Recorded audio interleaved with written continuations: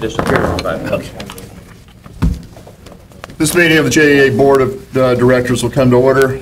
I ask everyone to stand for a moment of reflection, followed by a pledge of allegiance.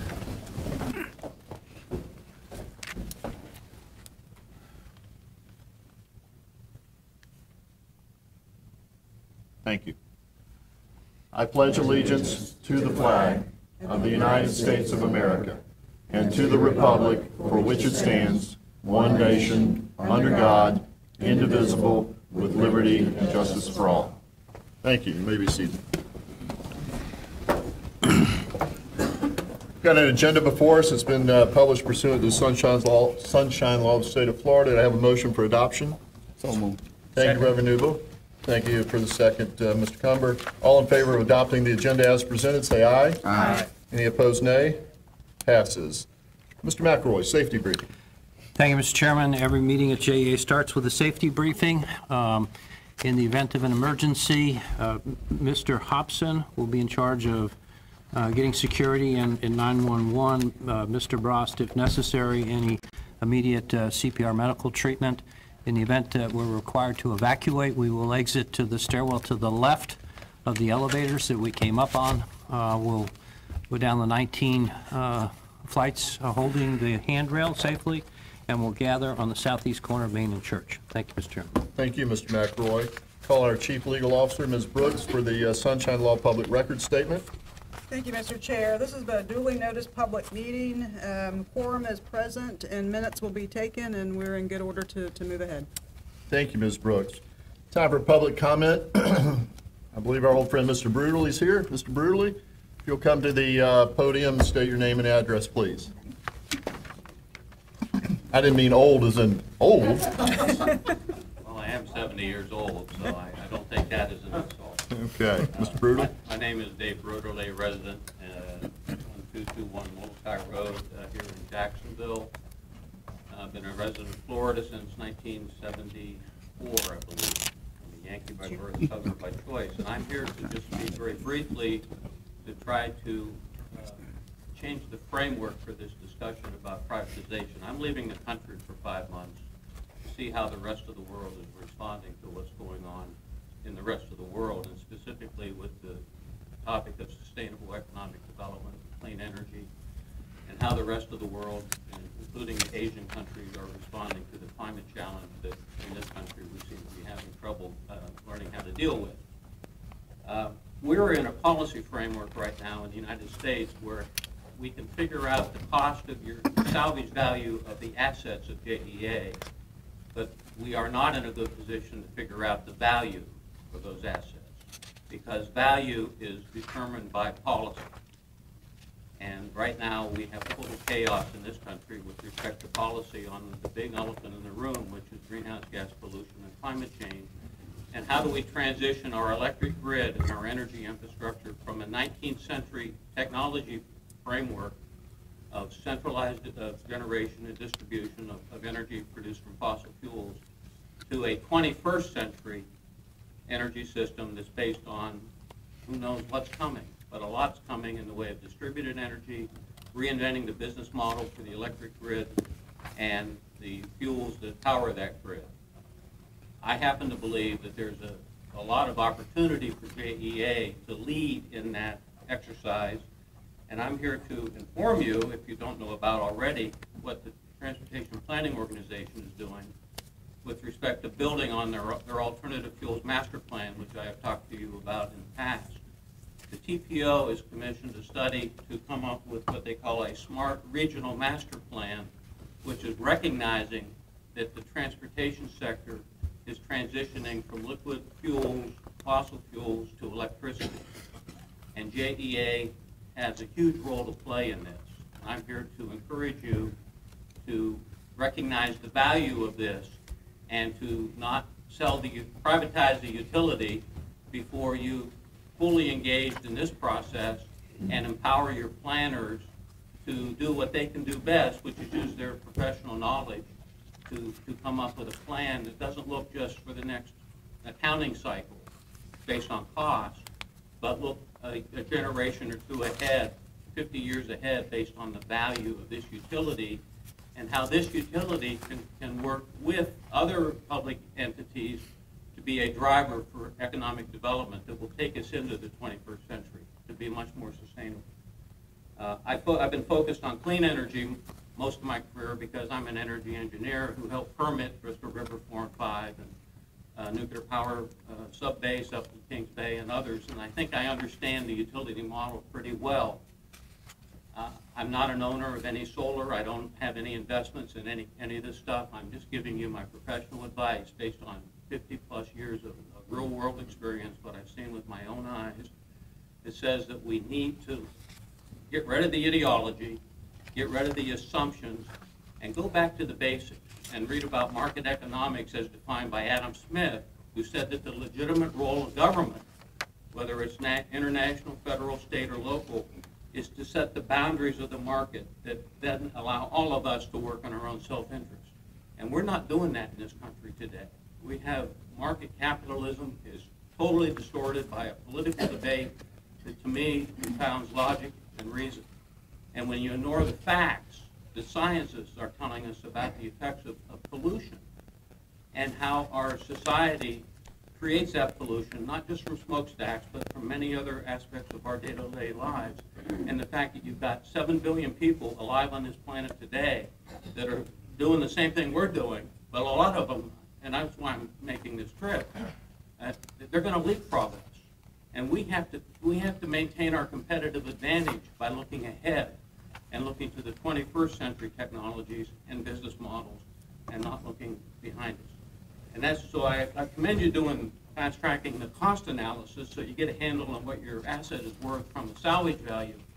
But you need to combine that with this type of analysis that will help you get a better handle on what the value. Thank you, Mr. Bruderly. You're out of time, and have a safe trip. Okay. Thank you, Mr. Bruderly. Appreciate it. Let me give you my handout. I have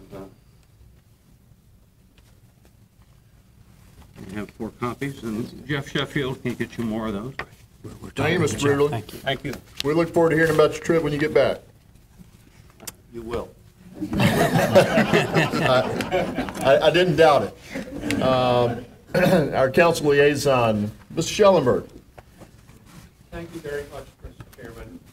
I wanted to wish everybody happy Hanukkah. Today's the first day of that celebration. But I also want to wish everybody here and everybody associated with JEA in the community a Merry Christmas and Happy New Year. And thank you very much for asking me to speak. Thank you. Absolutely. Thank you, Ms. Schellenberg. Appreciate you and appreciate all that you do and all that your fellow city council members do. Thank you. Mr. Gaffney, comments from the mayor's office. Thank you, Mr. Chairman. The mayor want to make sure that I convey to everyone, wish you a happy Merry Hanukkah, Merry Christmas, same as Matt, and that you all have a very wonderful and safe holidays. Thank you very much, Dr. Gaffney. Appreciate you being here. Ms. Laird, do you want to stand up and be recognized? Jessica Laird, Director of Boards and Commissions. Hi, thank you for having me, and I'm looking forward to it. Thank you, Jessica. As a point of privilege, the chair would also like to welcome to our first meeting April Green, our latest board member. Thank you, April. Look forward to working with you. Thank you. Appreciate you being here. Okay, we have a consent agenda.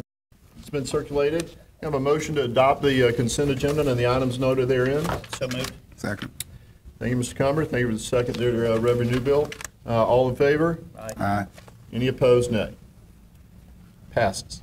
We're up to 3B, strategic discussions, actions. I should note that we'll be going out of order on a couple of these strategic items. 3B1 and 3B3 will be swapped. So we'll start with Ms. Dykes.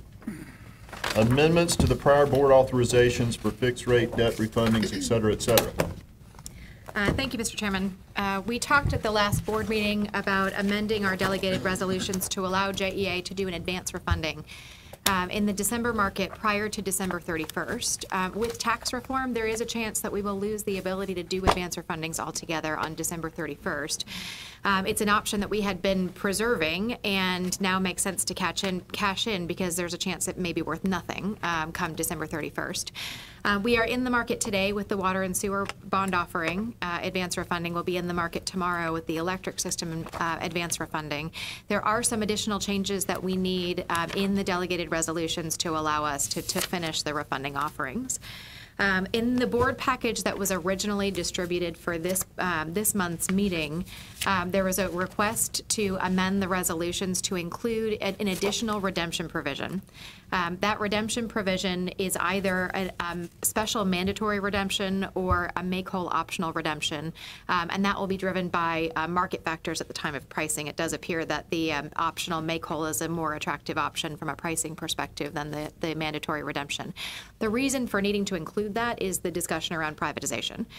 For us to get an unqualified tax opinion on this bond offering, given the community conversation to date, we do need to have an ability to bring in the bonds should a privatization occur, and this allows us to do that, and so it satisfies the tax requirements of the offering. Since that time, the market's been, frankly, a bit of a roller coaster. This is, at least at the beginning of the week, was shaping up to be the largest issuance week ever in the municipal market. So we are certainly not the only ones trying to cash in before December 31st because of tax reform. And what's developed was a really exceptional market last week. That the market was very good on the demand side for municipal bonds, driven by some relative value against taxable bonds. That has since corrected, and we've gone into a somewhat more challenging market as of yesterday, which seems to have been cooperative through today. I'll knock on wood as I say that, since our order period is still open. The reason for that background is that gives you the drivers for the additional two provisions that are being requested from the board today. One is to allow us to do some additional size. So it's to increase the allowable par amount for refundings under the delegated resolution. And the reason for including that is if we get a very cooperative market, we'll be able to sell those additional bonds, again, to cash in an option that may be going away December 31st. The other is to lower the savings threshold.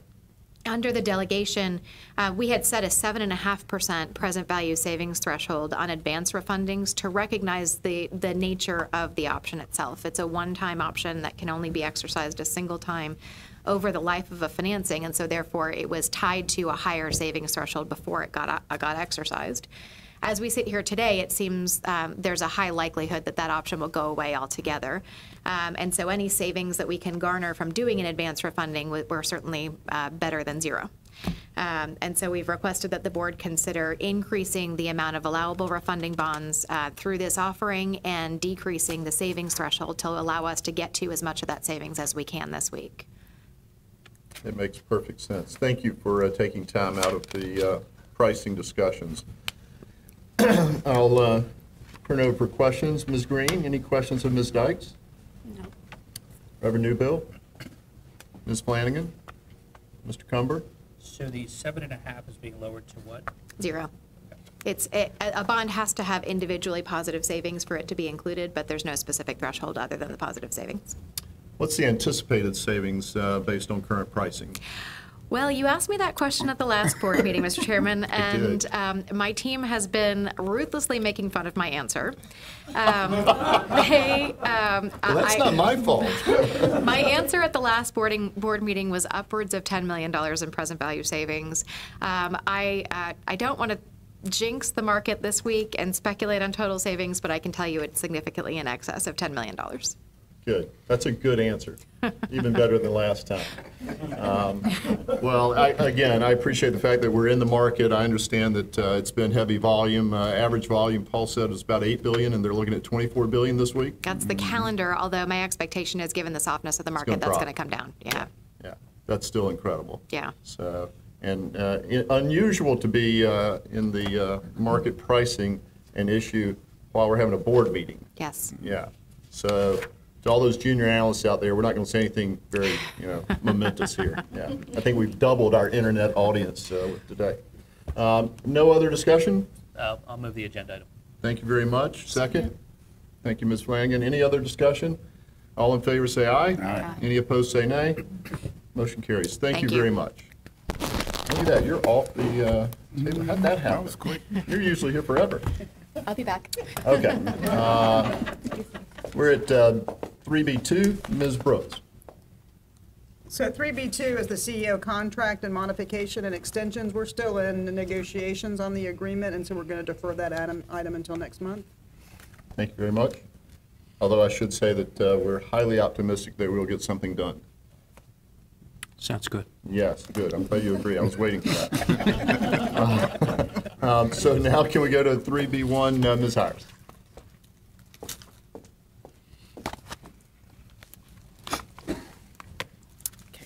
Good afternoon, Mr. Chairman, Board of Directors, and once again, welcome Director Green. Good morning. Okay.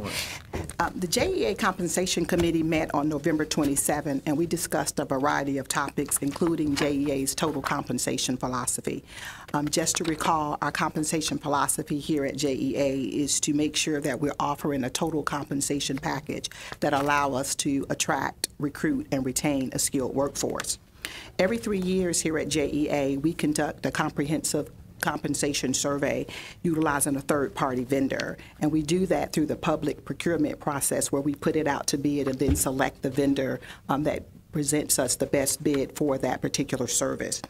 This past year, we actually put the bid out, and we had Towers Watson, who was actually the successful bidder for that. Once we've gone through that process, then we build our compensation philosophy based upon what we sustain here at JEA, as well as what we see to be the prevailing market wages, as well as where we look at from a benchmarking perspective. In between those years, what we also continuously do is to refresh that information to make sure that we're still maintaining that competitive advantage. During that compensation meeting, one item that was also discussed and affirmed was the authority of the CEO to establish total compensation in accordance with the JEA Board Policy 2.7.3, which is titled Compensation and Benefits. What we're recommending to the board today is that you approve the affirmation of the authority of the CEO to establish the total compensation policy in accordance with that JEA Board policy. Thank you, Ms. Hires. Any discussion? Ms. Green? Questions? No today. Reverend Newbill? Ms. Flanagan? Mr. Cumber? Okay. Thank you, Ms. Hires. Appreciate this. I would just note for the record that this is really a continuation of the prior policy that we have, folding up under the CEO the authority to set compensation, and in this case including incentive compensation for our staff. And following up on the comments regarding the bond refinancing, I want everyone to understand that the tremendous work done by MSdykes and her Treasury and Finance team pays real dividends for this organization. One ratings tick is probably worth $90 million based on our current debt levels. So there's a lot of value to maintaining JEA's high bond ratings. And I would say that the incentive compensation component of the overall compensation policy is provides a great return on investment to JEA's ratepayers. So with that, all in favor of the motion, say aye. Aye. Any opposed, say nay. Passes unanimously. Thank you, Ms. Hires. Okay, thank Appreciate that. You Did we need a have a motion. first Yeah. and second I'll on that move, motion? I'll move the I thought you second. moved the agenda item. No, that was Melissa's item. Oh, so sorry. This was Melissa. Okay, thank you for keeping me straight. Is there a motion to approve Ms. Hires' proposal? So moved. Thank you, Mr. Cumber. Second. Thank you, Ms. Flanagan. Now, all in favor say aye. Aye. Any opposed say nay. Well, it still passed. Okay, that's good. Got ahead of myself. Thank you for that. MSdykes is back. I'm back, but don't worry, I've texted the banking team, and so they're They're all all good? working under Okay. new resolutions now. I'm behind tab 3B4, providing the monthly operational and financial review for this month. I will note it's still pretty early in the fiscal year on many of these metrics, and so we'll talk about a review that includes projections through the end of the year, but it's really only got 2 months of actuals in it. So rather than go through, excuse me, line by line, I'll just highlight a few things that are either great things that have happened through the year or areas that we're watching closely and are potentially concerned about. Moving ahead. Before I do get into the scorecard, though, I did just want to mention that at your seat, you were provided with a book of ratings reports. These are the reports that were released yesterday and this morning and do affirm all of JEA's credit ratings. We did have one rating agency put us on negative outlook for the electric system, and all the rest of our ratings are confirmed and stable, which was really good news going into this week of offerings. In water and wastewater, I'll start with safety. Our safety record for this year is much better than it's been over the past several years, which is really an excellent result. Again, reflective of only 2 months so far, but it's really great to see that recordable incident rate coming down and the number of injuries being reduced. The other area that we're watching closely in water and sewer for this year is nitrogen. There was a pretty significant area of damage from Hurricane Irma to one of our large wastewater treatment facilities that has caused the nitrogen levels for the year to tick up. We don't expect to have an issue with compliance through the year, but it is something we're watching closely because of that damage and repair process. In the electric system, there are a couple of red and yellow circles on the electric system performance chart. Those are related to outage duration, which is running a little bit high because of the thunderstorms that we've been having for the first 2 months of the year. We also are running behind on generating plant performance. We did have a couple of issues in October, but that has transitioned into a very smooth November, so we expect those numbers to come down through the rest of the year. On the customer experience side, tracking very well on all of our customer experience metrics. The area that we're watching a little bit closely this year is first contact resolution. That index is affected by some turnover that we've had in that area, and we do expect that to get resolved through the end of the year. And from a financial perspective, again, looking at only 2 months of actuals in the financials, but our yellow circles in both systems are really driven by sales so far. We've been softer on sales in electric and water and sewer. The first 2 months of the fiscal year tend to be lower sales months in both systems, so not an area of concern yet, just more of an observation that we're running behind last year, and last year was already a low sales year. So something we'll continue to watch. Any question on the metrics report? Anyone? Nope. Is that it? Thank you, that's it. Wow. Just not used to that. Next on our agenda is open discussion items. Just as a reminder to the folks in the audience, under Florida Sunshine Law, the members of this board don't have the opportunity to discuss business amongst one another outside a publicly noticed meeting. So this is an opportunity for us to chat about items of interest on or off the agenda. Mr. Cumber, anything?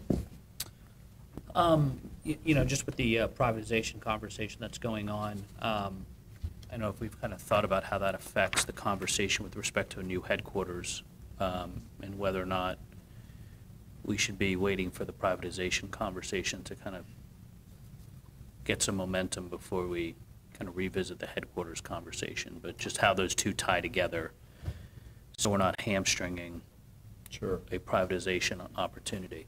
You'll recall from the Real Estate and Legal Affairs Committee meeting last month that we're not under any current binding obligations. There's a memorandum of understanding with the city regarding a proposed land swap.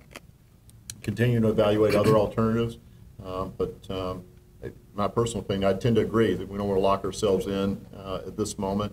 I think we've got a little bit of time here. Building's not yet falling down around us, right?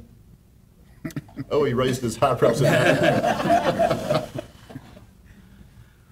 Well, if The I top could, floors fall first, if I guess, right? Yes, absolutely. We'll land softly on everything below us. You know, I would caution that. I think we need to continue to move forward on this and quite frankly, all of our other businesses as this debate continues. It certainly will be several months before we really look at anything, and then you'll have some debate period of time after that. I would tend to agree that at a point in time, if there is a decision of, you know, a $50 to $70 million obligation of a building, we probably want to take the current status of any discussion on privatization into consideration.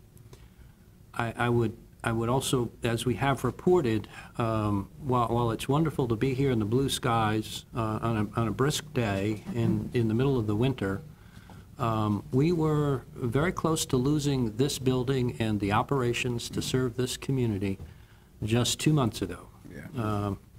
And I think that we really need to keep that in consideration. So regardless of the outcome, you know, something is going to have to be done here. This is a critical component the operation. We sort of have left it go too long, but with the winds we were projected to get, we certainly were locked out of this building. In essence, during the operations, it could have been catastrophic. So I just, with the board's permission, we're going to continue to move forward.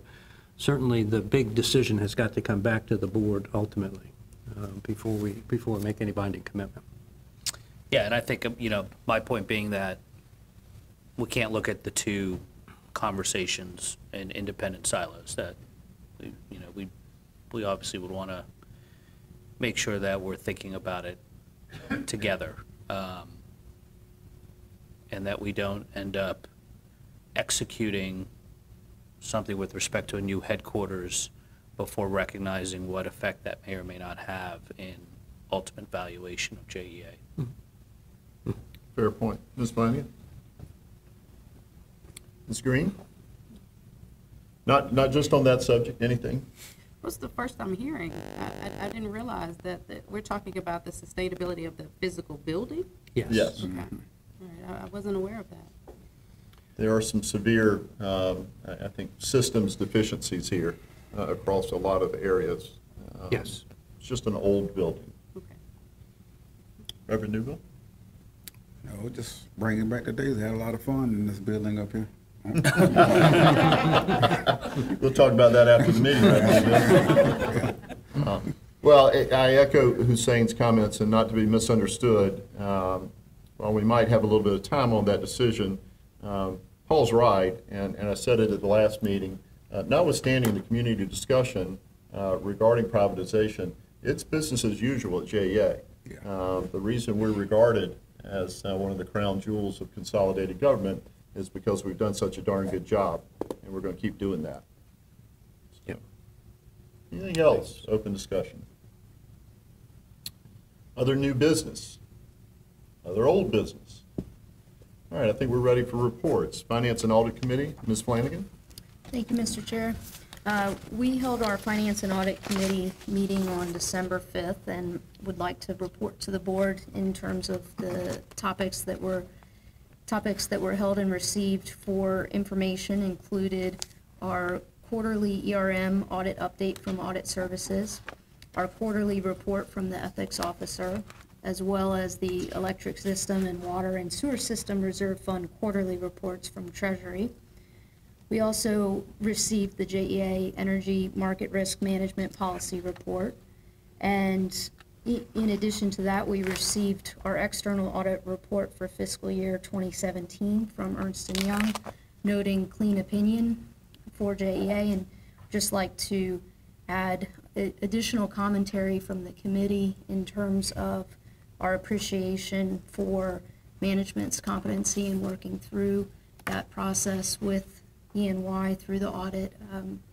Tremendous group of talented individuals that we have there, and that certainly makes the committee's job much easier. We do have an upcoming Finance and Audit Committee meeting on March 12th, and received discussions with we received independent discussions with E&Y and our Director of Audit Services as well.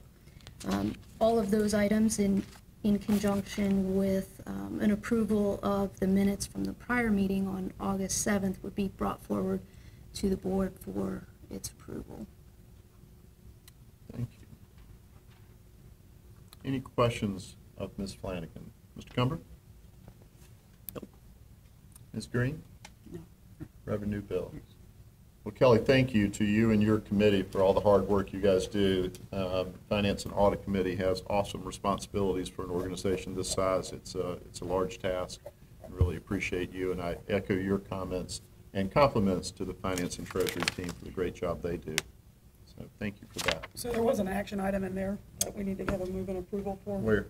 With The minutes? There was, for the minutes and the agenda for the committee, we discharged it to the full board because there wasn't a quorum present.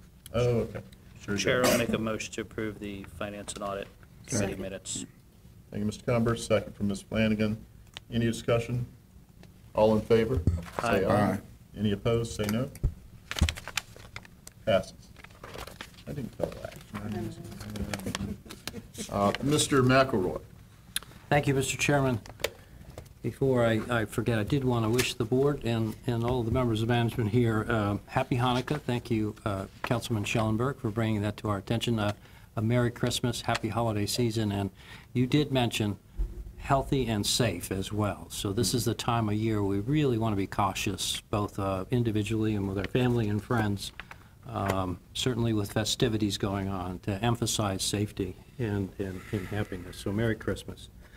I wanted to talk just a minute on the ratings. I think that I want to put that in context a little bit. The ratings that JEA received that were a confirmation of our existing ratings, past ratings, were truly spectacular again, and represent an evaluation of an outstanding organization and outstanding people that are running the organization. The rating confirmation was based upon many factors. I'd like to point to a number of them here: a reduction of debt of in excess of $2.3 billion over the last 5 or 6 years, the ability to manage our margin and our debt service coverage, fixed charge coverage, key financial ratios in light of flat to down sales in our electric business, but for the last several years, substantially lower sales in our water and sewer business. It recognizes the ability to maintain outstanding reserves and liquidity for the organization and provides a certain level of security to the bondholders. It reflects a record performance and survey results of employee engagement and satisfaction in the most recent 12 months. It demonstrates, shows, and reflects the significant improvement in customer satisfaction both on the residential and the business side. And we'll have some exciting results on the business side to share with you next month. But we continue to be in the top of the top in performance and leading the state in terms of customer satisfaction in the business segment of our customer base. We tend, it reflects proactive management and an engaged board and a strong relationship with the city, administration, as well as the council. And we were able to share during our meeting and our review meetings with them that we felt that the relationship between the city and JEA, both the administration and the council, was probably at an all-time high. All of this in the midst of market changes that we have never seen before in terms of the speed in which the electric market is changing and the expectations in water and sewer are increasing.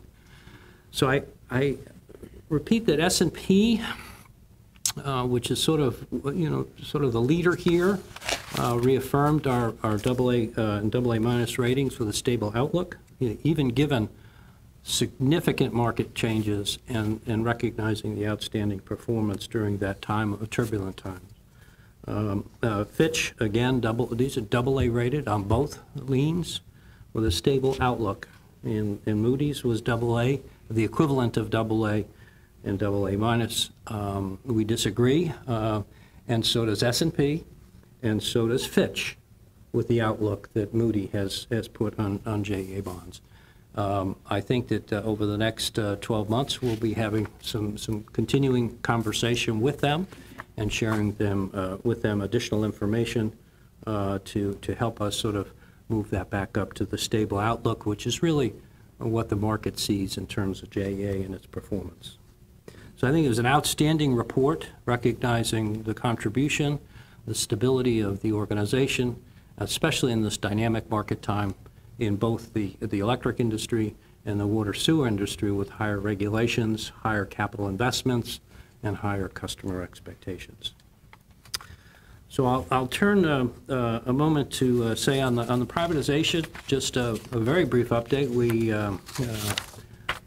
We have our resources right now that will be working diligently internally on that are currently tied up, trying to do a bond deal to save tens of millions of dollars for our customers. But we're working with the outside firm to to try to develop that work plan as we have indicated. The work plan will focus on doing the economic evaluation. We'll bring in some assessment of public policy issues, as well as looking at the legal and regulatory framework necessary, which would be necessary to move forward if that is the decision. We'll sort of stop short there. There'll be a lot of legal work down the road if the decision is to go forward, but at least the initial legal and regulatory work that might be necessary.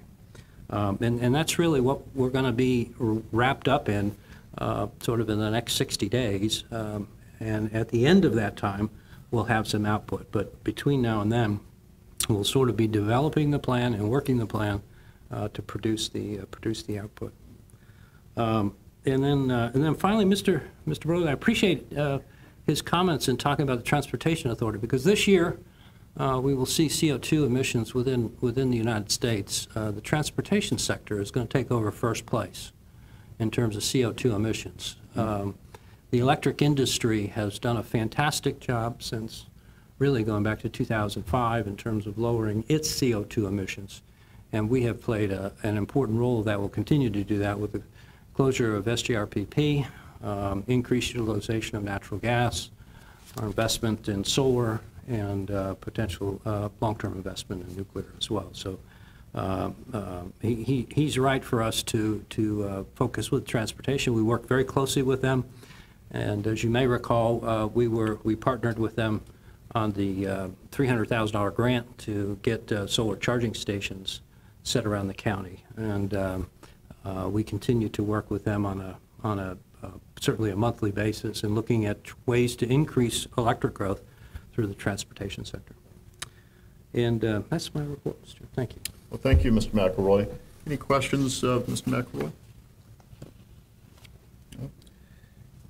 I would add, as my chair's report, a couple of thoughts on the bond meetings. I had the privilege of attending with Mr. McElroy and Ms. Dykes, the meetings with both Standard & Poor's, Fitch, and Moody's a week and a half ago. It's a tough crowd. They're not there to make you feel all warm and fuzzy, and yet I can't tell you how impressed I was with the presentation that JEA made. For all the reasons that Paul enumerated, the strength of this organization, financially and otherwise, I think supported the ratings issued, or affirmed rather, by S&P, Fitch, and Moody's, and affirmed the outlooks from S&P and Fitch.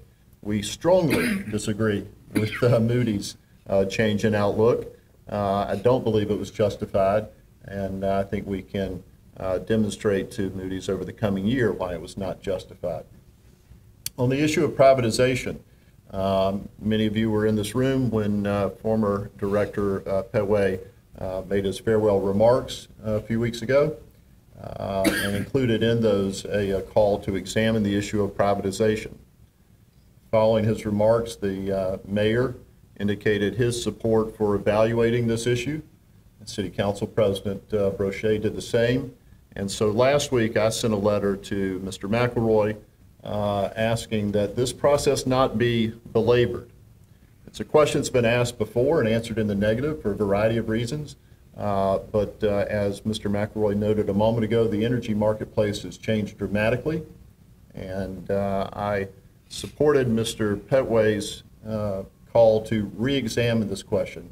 But I don't want it to take away from the important work that JEA is doing and the great work that JEA is doing. So I don't want this to become a distraction to our employees or our organization. I think we owe the community a duty to carefully examine this opportunity and report back to them so that an informed decision can be made. So for that reason, I sent the letter asking that this process be expedited. And I appreciate Mr. McElroy and Ms. Dykes and their team taking that challenge and engaging a firm to do just that.